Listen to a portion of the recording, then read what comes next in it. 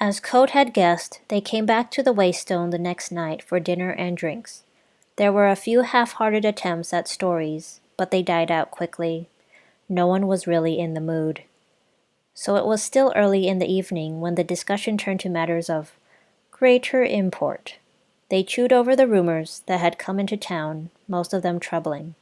The penitent king was having a difficult time with the rebels in Resavek. This caused some concern, but only in a general way. Resavek was a long way off, and even Cobb, the most worldly of them, would be hard-pressed to find it on a map.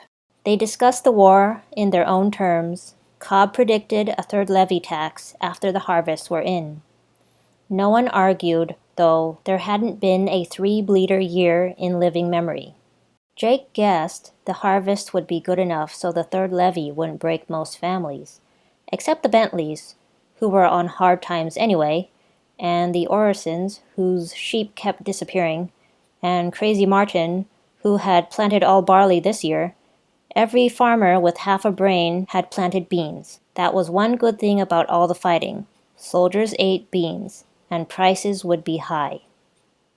After a few more drinks, deeper concerns were voiced.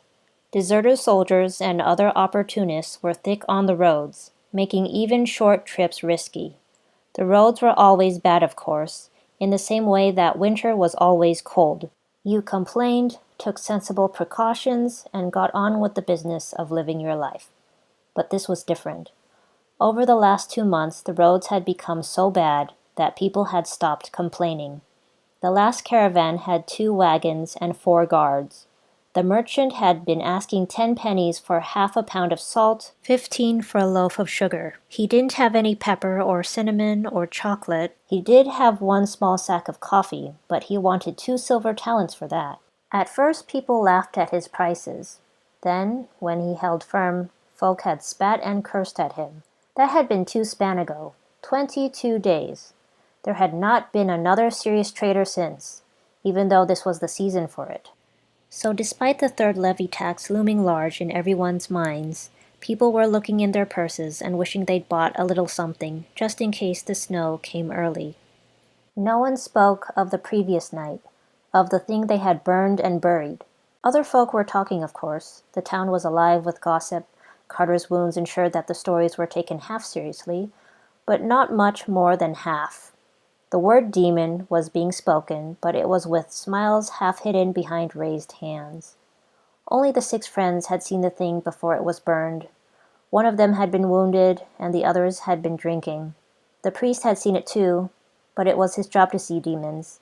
Demons were good for his business. The innkeeper had seen it too, apparently, but he wasn't from around here. He couldn't know the truth that was so apparent to everyone born and raised in this little town. Stories were told here, but they happened somewhere else. This was not a place for demons. Besides, things were bad enough without borrowing trouble. Cobb and the rest knew there was no sense talking about it. Trying to convince folk would only make them a laughingstock. Like Crazy Martin, who had been trying to dig a well inside his own house for years now. Still, each of them bought a piece of cold wrought iron from the smith, heavy as they could swing, and none of them said what they were thinking. Instead, they complained that the roads were bad and getting worse. They talked about merchants and deserters and levies and not enough salt to last the winter.